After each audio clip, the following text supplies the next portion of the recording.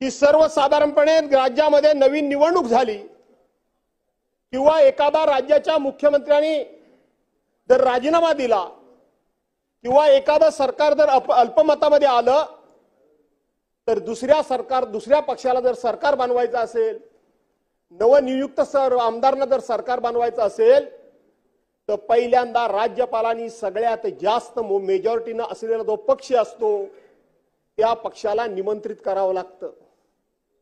राज्यपाल महोदयांनी निमंत्रित केलं नाही तर जो पक्ष या ठिकाणी सरकार बनवू इच्छितो त्यानं आपल्याला समर्थन देणारे कोणकोणते पक्ष आहेत त्याची यादी घेऊन स्वतःहून राज्यपाल महोदयांच्याकडे जावं लागतं आणि राज्यपाल महोदयांना विनंती करावी लागते की आम्ही सरकार बनवू इच्छितो, आम्हाला सरकार बनवायला निमंत्रित करा।